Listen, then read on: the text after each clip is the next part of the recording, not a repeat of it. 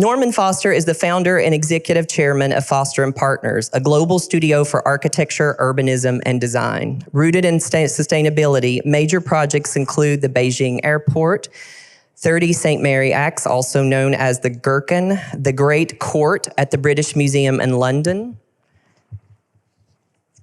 the Hearst Headquarters Tower in New York, and the Museum of Fine Arts, Boston. Recent projects include Apple Park in California, Bloomberg's European headquarters in London, the Comcast Tower in Philadelphia, and the Norton Museum of Art on the other coast of Florida. Some of his current projects within the practice include 425 Park Avenue in New York and the Community Boathouse in Harlem. He is president of the Norman Foster Foundation based in Madrid with a global reach promoting interdisciplinary thinking and research to help new generations of architects, designers, and urbanists anticipate the future. He became the 21st Pritzker Architecture Prize laureate in 1999, and in 1997 he was appointed to the Order of Merit, and in 1999 was granted a life peerage in the Queen's Birthday Honors List, taking the title of Lord Foster of Thames Bank. So please, let's welcome Lord Norman Foster to the stage.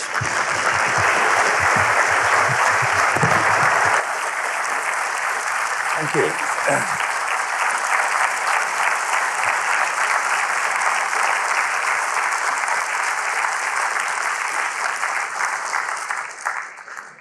Good evening.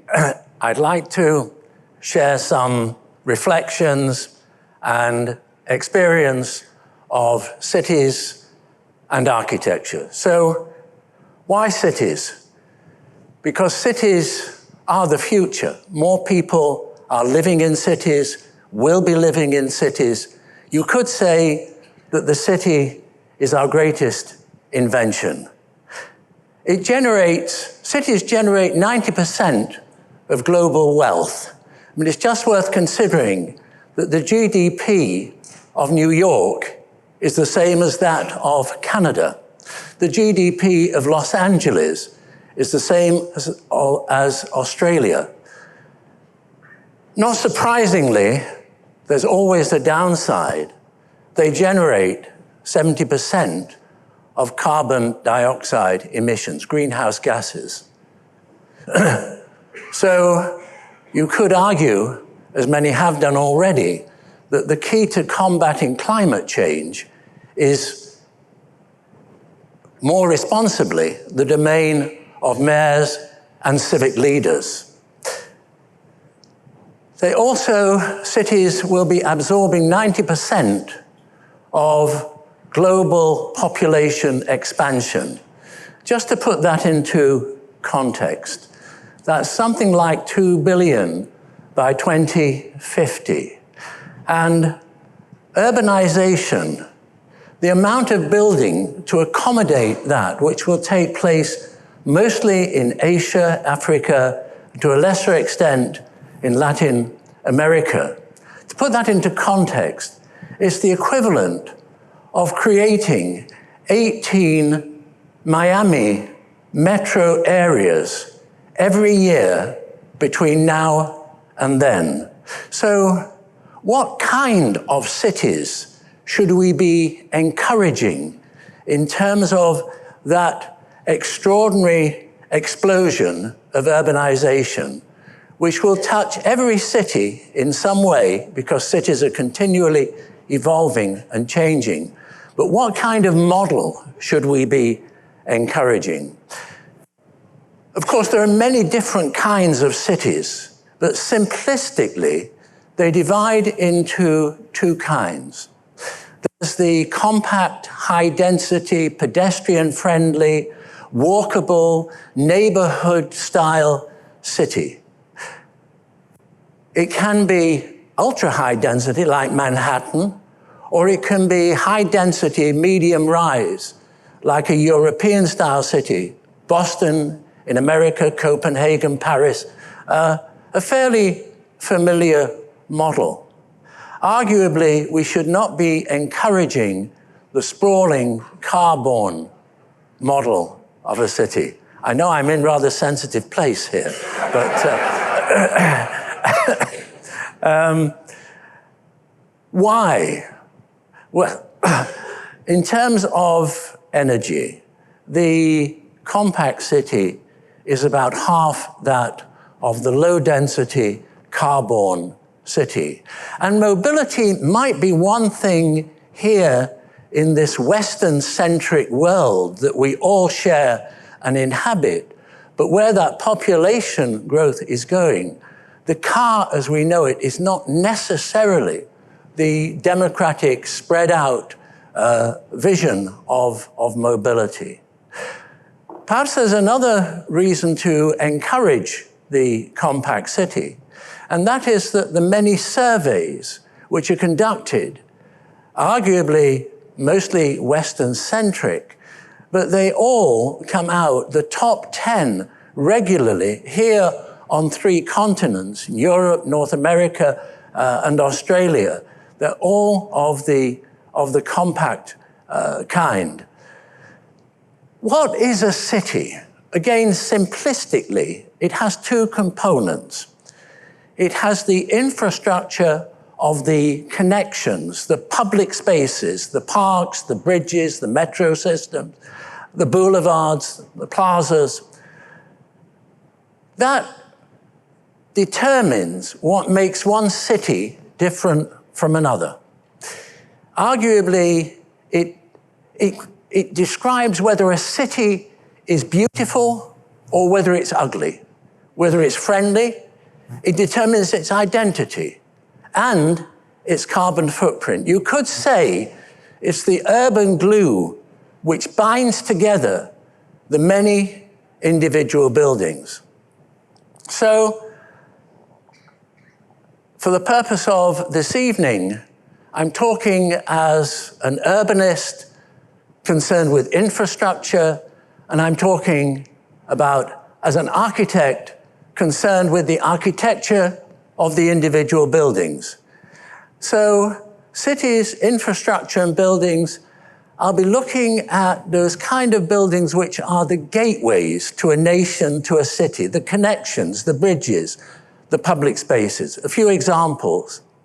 And along with the buildings, those which relate to culture, the workplace, to medical, to housing, and in that combination of looking at an individual building as an urbanist and looking at the architecture, the 2 interact.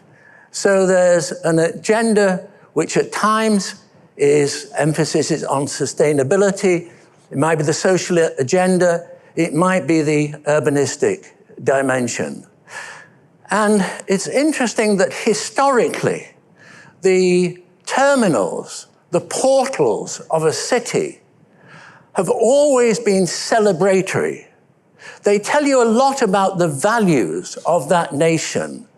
So whether it's the 19th century and the birth of the railway mobility, the gateway in Paris to the rest of Europe, to far away as Russia, extraordinary, celebratory, symbolic entrance. If that's the 19th century, we go to the 15th century in Beijing, the Forbidden City, the portal to the city, the walled city. And it is the same sense of celebration, of symbolism, and that going back 20 years to what at that time was the biggest airport in the world that was created in 4 years for the 2008 Beijing Olympics. That is, in its own way, celebratory of China. In all kinds of interesting symbolic ways, the color of the roof is the same conscious color as the roof of the Forbidden City, the symbolism of the dragon. So that permeates the entrance arrival. So it's that sense of civic values, of civic pride, the same as the 19th century or going back centuries before that. Tracing the roots of the airports, and we've been involved in something like 10 airports so far, where did the reinvention in our terms of the airport start? It started in the 1980s 1981 to 91, because 91 was the launch of London's third airport. And if I go back to that period, the typical airport, you would walk into it, you would see all the pipework, the ducts, the fluorescent lighting. It would be essentially a black box.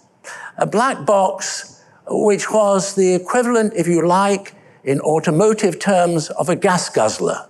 Because if you looked at a diagram of that, you took a cross-section, you can see the interior below that structure.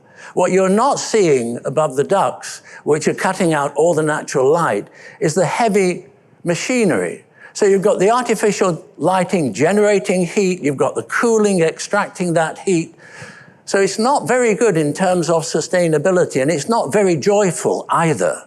So really turning that literally upside down and then allowing the roof to bring in a view of the outside, natural light, putting all that heavyweight servicing below the terminal level, so it's easy to access in one stroke. And it looks very, very easy. It didn't come so easily, like anything which looks very, very simple.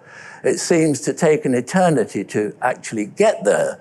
But it's, in a way, everybody's dream. It saves energy. Natural light is free. The customer, the traveler, it's a better experience. And for those who are maintaining it, it's a dream compared with. So that kind of heavily serviced, no views of the outside, was transformed into this. And that, if I now fast forward to an airport which is nearing completion in Kuwait, and you can see it is here in a different formal language, because availability of materials, the technology of the place favored creating something that would have a high thermal mass. This would be the first LEED Gold airport. And if this is the most recent airport nearing completion, then we've just won a competition for what will be the largest airport in the world, capability of 185 million passengers a year. And here, the terminal is dissolved into what is really a low-rise, high-density walled city, because it accepts the reality that the airport is a generator of many other kinds of buildings. So it's residential, it has its own ecosystem. You can see the green spine running through it. So it's interesting. It's the eventual reinvention of a different kind of airport type. It was a few years ago that I was approached by somebody who's an African expert, and he said something along the lines, "You've done the biggest airports in the world. How would you feel about doing the smallest in the world?" And that is a drone port. And the idea for rural Africa is that it would be self-construct. It would be using the local earth with an additive. It would be creating building products, and then those would be assembled over a lightweight formwork by local communities. And the drone port would have a social dimension. It could be the marketplace, as well as catering for the storage, the recharging of the drones. And interestingly, that has been here. We created as a foundation project, working with 3 universities as a pavilion, an entrance pavilion, which was in use for about 5 or 6 years for the Venice Biennale. And so this was a working demonstration. And the fact that the students could create this also was proof of concept that a local community could do likewise. And that was the inspiration for a company called Zipline that, that delivers urgent medical supplies, principally in Rwanda, but it has expanded outside of Africa and is now delivering to rural communities in Europe.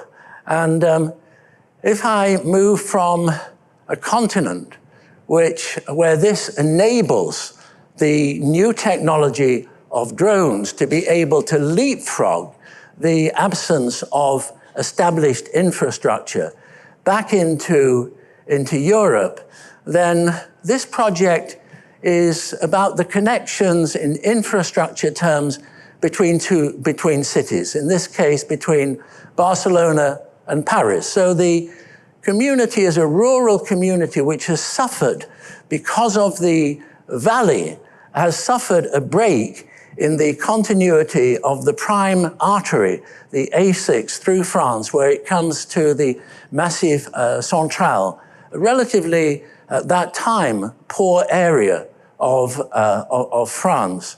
And that led to the Millau Viaduct. And here we can see the comparison with the Eiffel Tower in terms of the scale. And the important thing here was, how do you relate to this landscape? How do you try to insert this massive element of infrastructure in such a way that it respects nature, that it touches the ground lightly? And as opposed to the still images, perhaps this little film gives a feel for the scale of that, and a conscious design which seeks to create this 4-kilometer link between the two plateaus.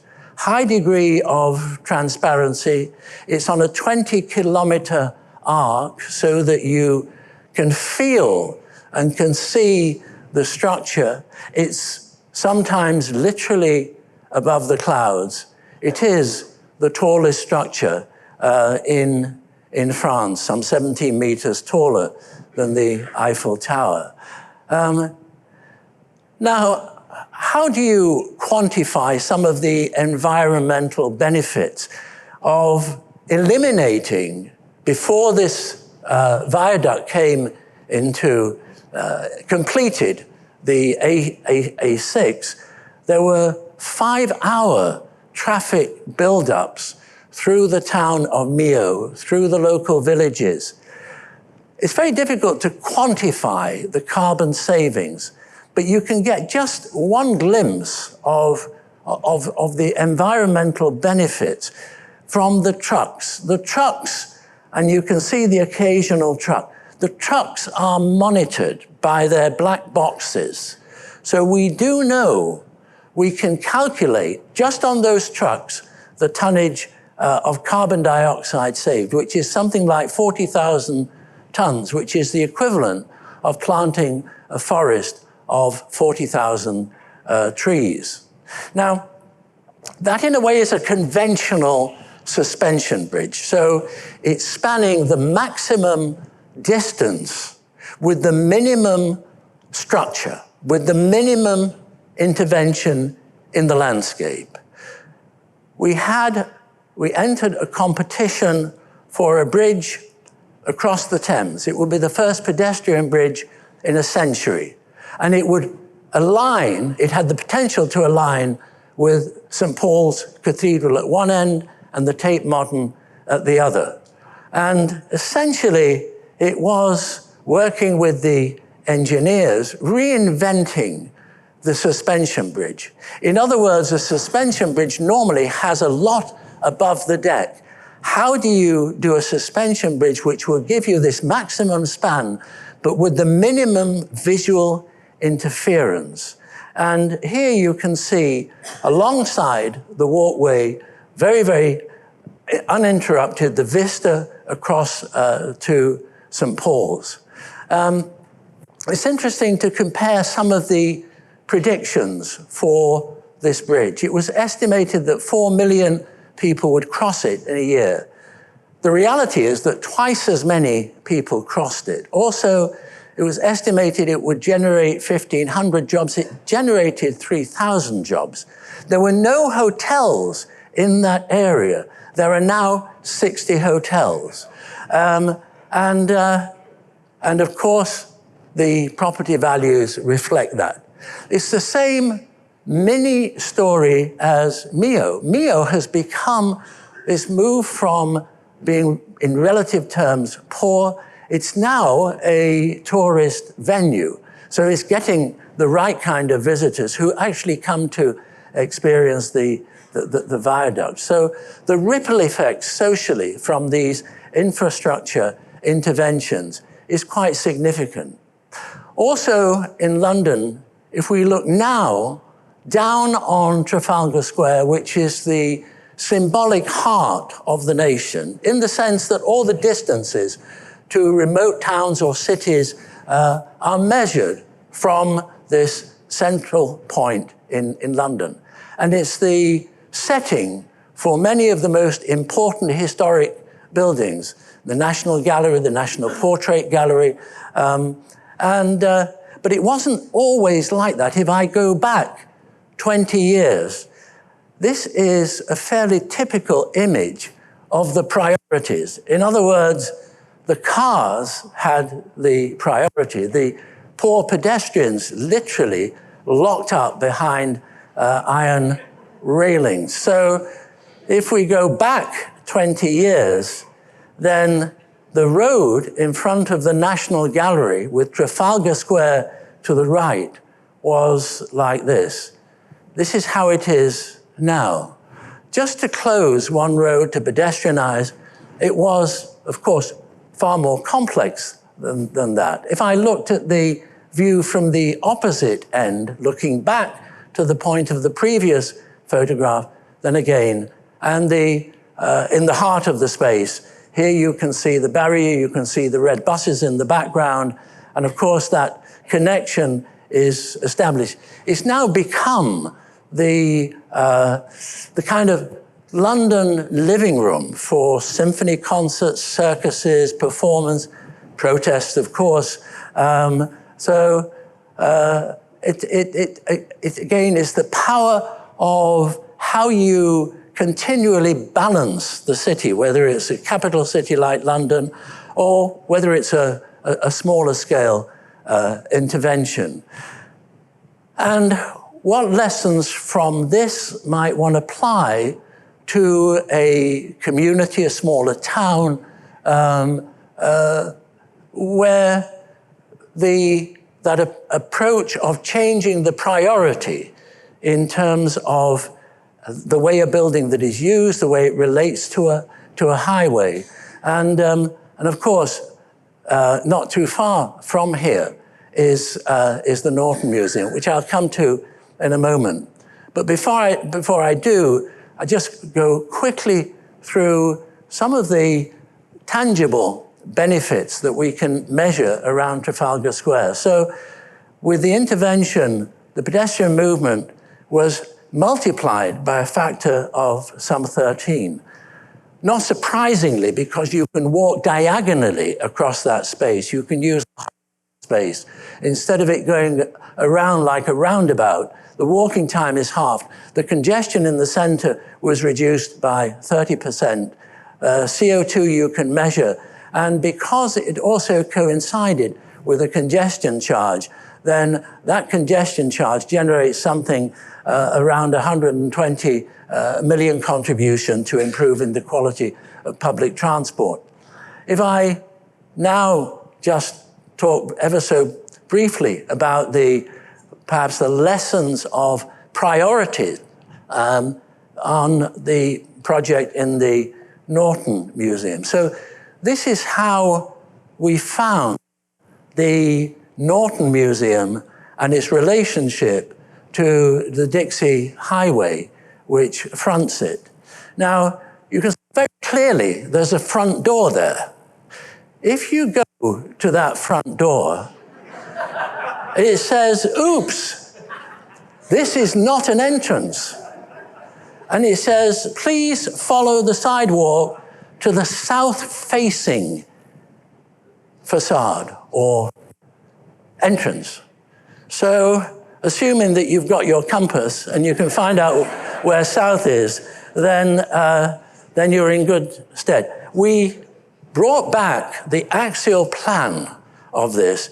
We recycled the main building top right there, and we embraced the 200-year-old banyan tree with a canopy, and we brought back the entrance to the front, celebrated with a Cy Twombly,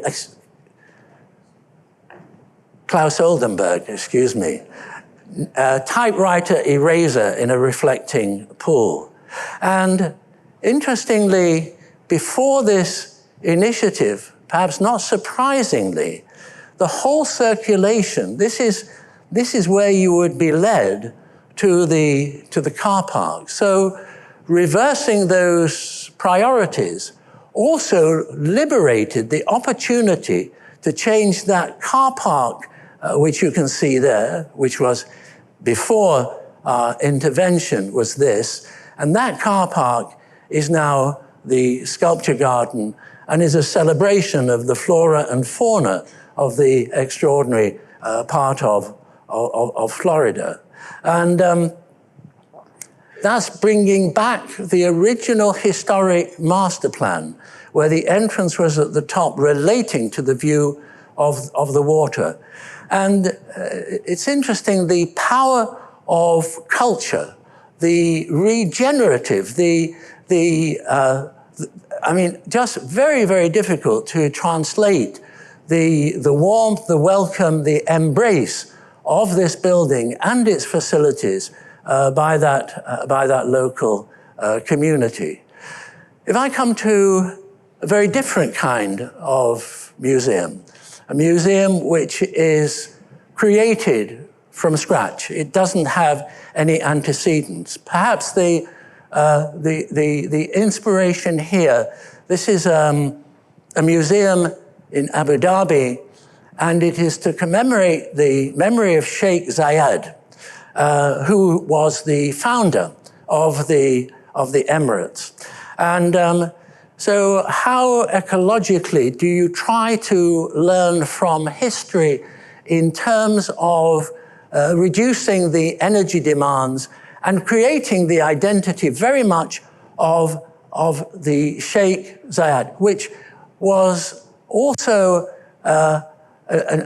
somebody who encouraged falconry and was fascinated by birds. Well, in my previous life, I was and am passionate about flight, and this was a sailplane that I flew for many years, Caliph Caproni, and as these sketches would show, top left, you stay aloft in a sailplane without a motor by rising currents of air called thermals.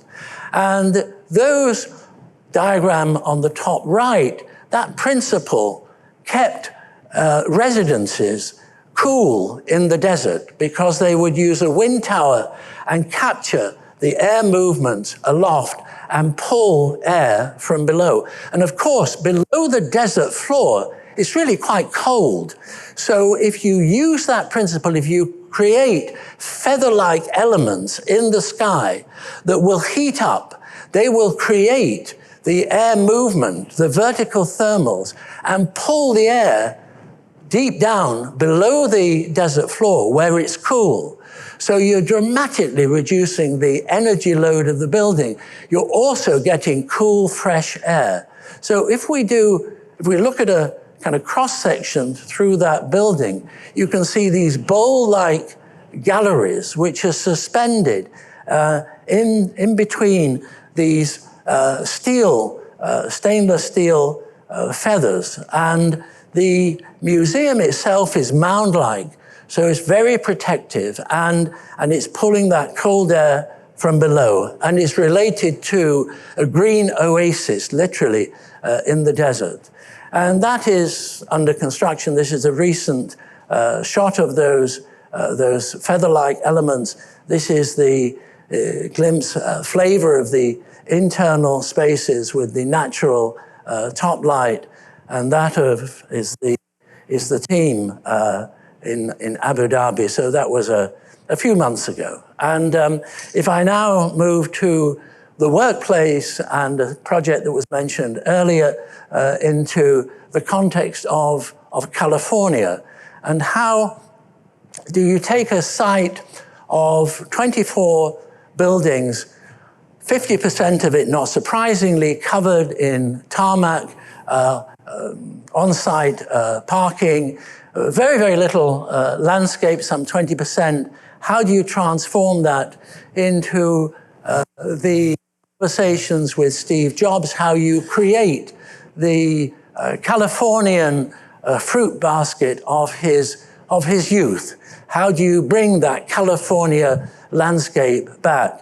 And here we're talking about nearly 1,000 trees. We're talking about 3 times the number of people, but essentially creating a landscape. And that circular building looks very much like a kind of instant concept of the circle in the landscape.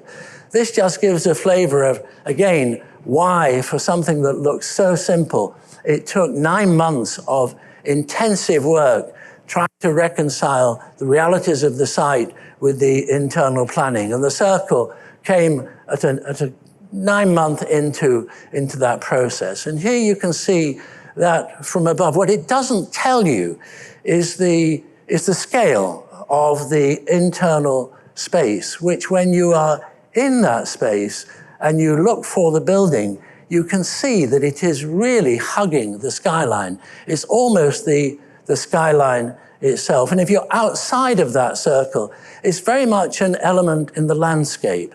And that facade is working holistically. It's very much about working with nature, using the ambient air temperature, which you can do even in New York for something like 70% of the time, and in a California landscape even further. And the top of the external glazing, those eyebrows, are reducing the glare, also reflecting the view inside.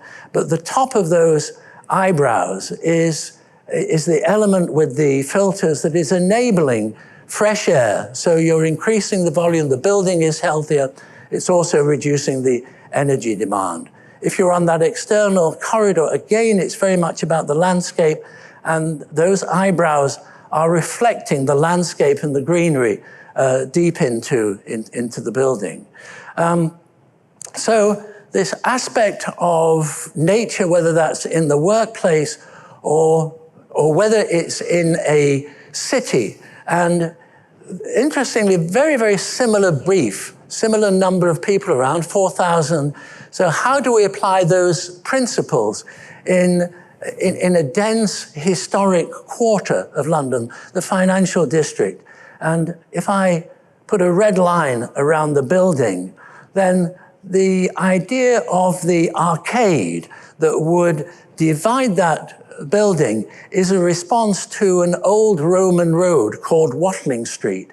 And you can see there that again is leading to the axis of St. Paul's. And that arcade is a very traditional device historically in London. And we retranslated that into an arcade with restaurants, with bars. And this was very much a part of a social policy by Bloomberg that certain facilities would be provided within the building, but there would be a conscious encouragement for local traders. This is very, very different from, say, an operation like Google that will go into a city, they will provide everything. And then, not surprisingly, the context of that setting, that neighborhood, then has economic problems because the local traders are no longer necessary, whether that's dry cleaning, whether it's a gym, whether it's a restaurant or a bar. So again, this is part of the architecture, but it's also part of a wider strategy. And I showed you how the air moved in the Apple building. Here, the air is coming through the elements on the facade, those grill-like elements. And again, the social movement within the building, everybody goes to what is called the pantry on the 7th floor. That's where the social action is.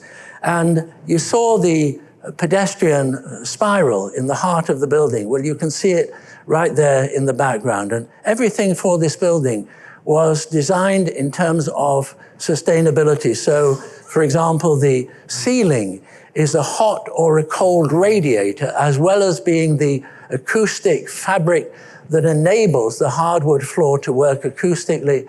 And it's also, of course, the lighting. There's something like 500,000 very, very small LEDs. And I haven't talked about the process of design, but I'll just give a little glimpse. To achieve this, we built a fully working prototype with all, here you see the same ceiling and the mechanical equipment. The individual numbers are occupants who are being monitored. And all this equipment can simulate in this space the exact weather conditions that you would experience, together with the pollution in the street. So we're able to test those fins with filters. So this is just a glimpse of the design process behind some of these buildings. And again, the contact with nature, very important. And if you move behind the landscaping, then you'll see here the work by an artist and the integration of art in these projects is not something that I've talked about, but I'll give a glimpse of it finally in the last project. This is a sculpture using water by Christine Iglesias, the Spanish artist. In a very subtle way, this is the security of the project. Because in many buildings, like the Houses of Parliament, you will see the most horrible, ugly, protective lumps of concrete. These people sitting here, this is the security for the building, which is answering the code requirements in a very unexpected way. The role of nature, whether it's in the workplace or whether it's in the process of healing, deliberately here, that building in the background, very, very small building compared with some of the projects that I've been showing you, but arguably far more important in terms of that community. This is a charity, it's a Maggie's Center. It's for those who, when they're diagnosed with cancer, can find support, can find information.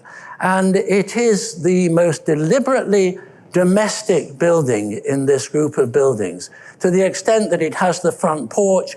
When you're going through that porch, you would find a kitchen, you would find a dining room. If you moved along further, you would come to the greenhouse, which grows the flowers, which decorate the place, which again is all part of that therapeutic process. So the garden, whether that is in a health building or the connection with landscaping in terms of arguably the healing power of a small chapel. This is a small chapel in a garden in Venice. It's certainly the smallest project. And as somebody, we had an exhibition recently in the Pompidou Gallery in Paris, and somebody remarked that the largest model was of the smallest building. And the model was almost as big as the building itself. It really is quite small, but very much a kind of harmony with nature. And that link to nature, we're doing a lot of work on hospitals, medical facilities. Here in America, we're privileged to be doing the master plan for the Mayo Clinic. We recently completed a building in Philadelphia. And this is a glimpse a hospital, a 500-bedroom hospital. This is a glimpse of its setting. And that is the building. It is the scale of a hospital. It deliberately picks up the coloration of the historic core buildings in the heart of Philadelphia. And the contact with nature. An operating theater, not surprisingly, is windowless, it's hermetically sealed.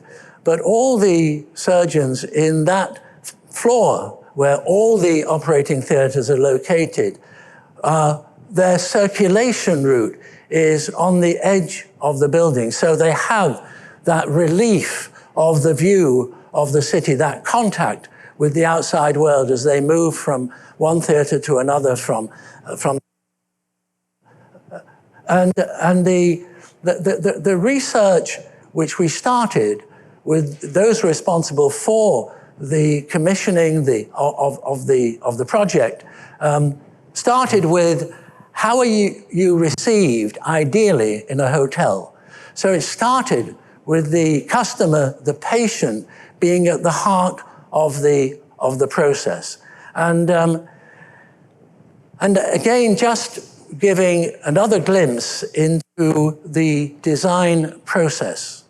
When we had developed the design to a certain point, we then persuaded the hospital to take the largest open plan warehouse in one of the suburbs of Philadelphia and build a full-size mock-up of the hospital floor. And that then was host to the nurses, to the surgeons, to the doctors, to the maintenance people. And as a result of that full-size mock-up, the design changed. And interestingly, not surprisingly, when that hospital opened, all the individuals, they saw the results of their input into that full-size mock-up. And again, this was the working mock-up of the patient's room. And here is its translation into the final patient's bedroom. Now, a lot of the things that I've described as generators, the contact with nature, the importance of a view, a shaft of sunlight, an awareness of the changing of the seasons.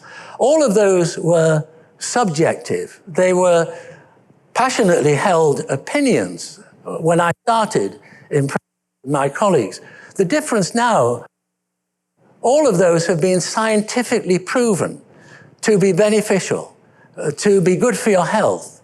And the final proof is the reality that patients who are recovering from surgery in a room with a view, they leave hospital earlier than those who don't have a view. And the view here is of the city, and that takes me to the final project of the practice, and that is the currently under construction, the headquarters for JP Morgan, a 60-story, 1,400 high skyscraper. And if this is the rendering of the way in which it touches the ground with its vast cantilevers, then you can see how it looks at the moment as a building site.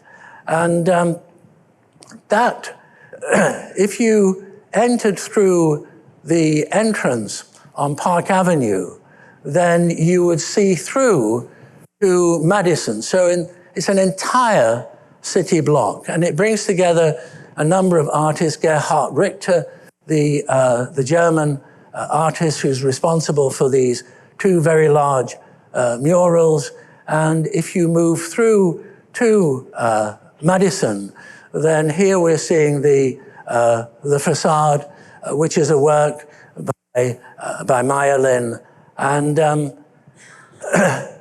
And finally, on the skyline, and again, this is the first largest all-electric high-rise building. So it's totally carbon-free energy.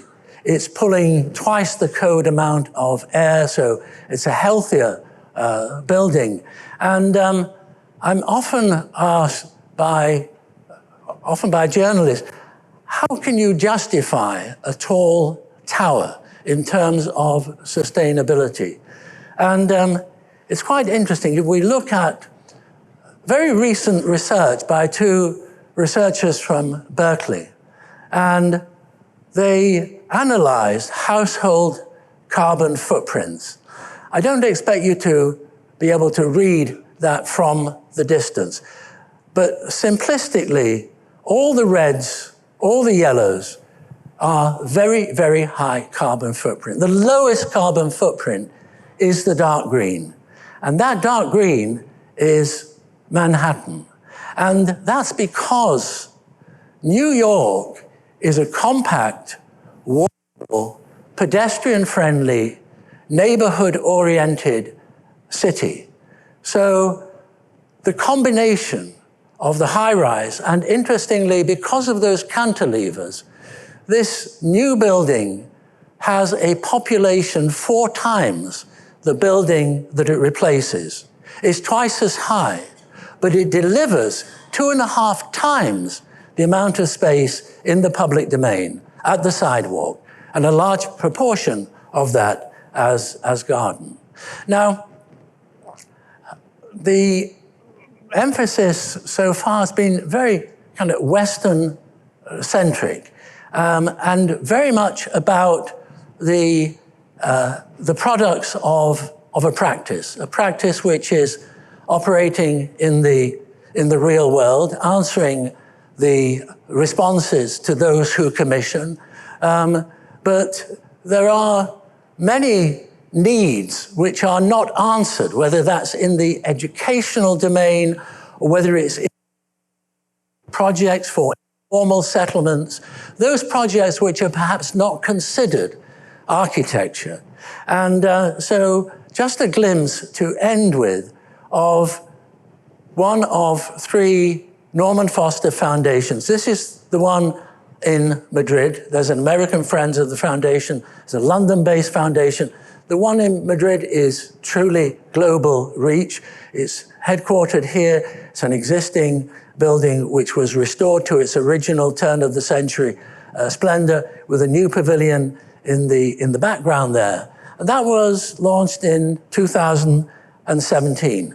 There's been a very strong educational program of public debates involving the city, workshops that will bring together 10 experts from around the world as mentors with 10 students, a week-long workshop. And that's already, in terms of its alumni, has found its first, if it was about anticipating the future and civic leaders, it's found its first architect turned politician, a 28-year-old who is now a mayor in Chile and has been responsible for bringing a consortium of mayors on issues of conservation.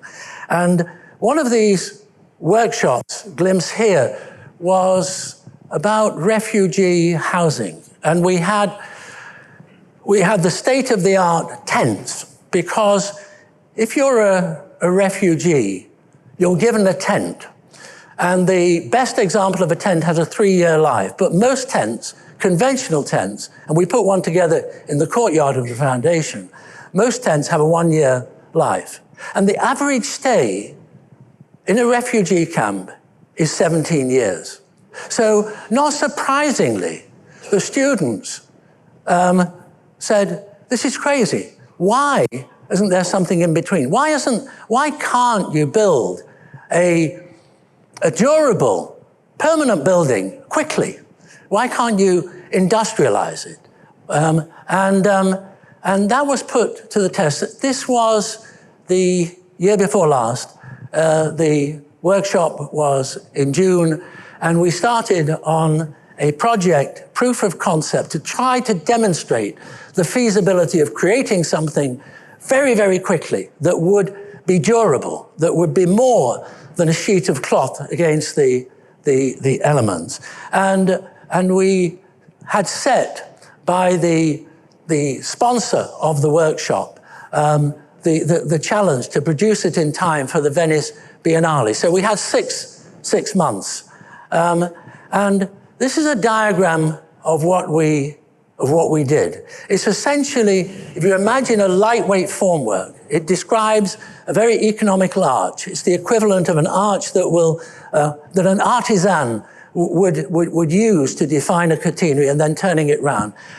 Over that very light formwork, removable afterwards, we draped a material which had never been used for buildings before, been used to make rigid landscapes, to stop rocks falling. It was a canvas impregnated with a low carbon cement. And we draped that over and under this building. And you spray that with water, and in a few hours, it's rigid.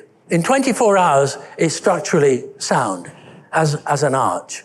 And then flat pack the interior. And that produced, in 6 months, this little prototype. And that would take a family of 4. The lower spaces on the edge of the arch are ideal as kind of cubby holes for bunk beds, for bathrooms, for kitchen. If you go inside this, then this is how it's working. So you can see it's a tallish space, top lit. The interesting thing was, when we launched this in Venice as a refugee shelter, which at scale would be material cost something like $20,000. Everybody fell in love with it. They said, I'd love to spend a night in it. I'd love one in my garden, big garden. So it's, and we ran in parallel with it in a palazzo, a short walk away, an exhibition that showed how, with modifications, depending on the degree of insulation or shading, it could respond to the tropics or it could respond to the tundra, extreme cold, extreme heat. And a reminder that some 4 million refugees live in camps around the world in essentially cloth structures. And so we started to explore how, instead of a barrack-like layouts, you could create social spaces, you could create squares. And that has been picked up by one enlightened government and has produced a response to their housing needs, several hundred every year. Now we're now working with that government, and we're working to their cost deadlines. And the UN Habitat has calculated that something like 94,000 housing units are needed to be produced every day to meet the population growth in those Latin American, Asian, African cities. And so this is ultra low cost. So you get, for $16,000 a unit, you got a living room with a kitchen, you get 2 bedrooms, a bathroom, and a porch. So how some of these wider messages about the importance of sustainability and the city, how do we get those messages out to a wider audience, to those who make policy decisions? Because in this excerpt from the introduction earlier this year, in January, to an institute which we've created, an extension of the foundation, which has now a 1-year master's course for civic leaders of the future. And this is part of my introduction to that course. Right now, there are some 30 plus from 23 countries on 4 continents who are going through that master's course, and at the end of the year, underwritten by the Autonomous University of Madrid, they will receive their master's degree. So this is paraphrasing Winston Churchill. We shape our cities and they shape us.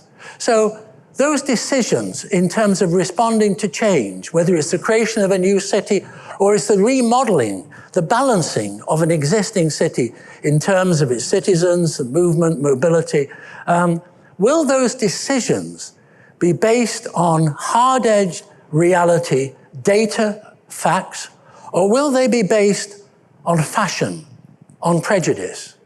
Will that process involve the community? Will the community be involved in a bottom-up, or will it be imposed on a top-down? And you can see there is a thread going through here. Whether one's talking about a city or you're talking about a hospital, it's involving those in the process, those who will be using the building or the city. And do we ever learn the lessons of history, whether that's in politics or architecture or urbanism? So whether I'm talking as an urbanist or an architect. So if it's a new course, what makes it different? Whether I'm talking to young people through our children and hearing how they view the universities that they're studying at, or whether it's me wearing another hat in the practice and seeing graduates coming out of schools, the reality is that we're all very grateful to universities. They generate a wealth of talent, but there is a disconnect between the real world outside and academia inside. So this course integrates academia with hands-on experience. So we have 3 pilot cities. They're European at the moment. Next year they'll be African. The year after they'll be North American. We'll cycle it because the approach is applicable to all kinds of cities. It's not specific to one city because it is about data. It is about how you use the digital tools to create a digital twin of a city so that you can use that technology to explore the implications of change before you make the change.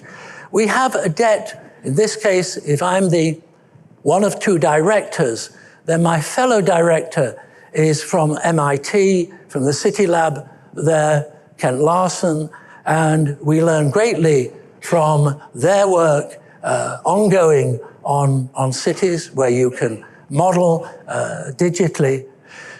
We also, because I have a third role, and that is with the United Nations, where I'm the elected advocate for cities, for the Forum of Mayors. So I convene and encourage the pooling of experience between mayors from Europe, North America, and Asia. So not surprisingly, the Sustainable Development Goals of the UN would be incorporated into the course.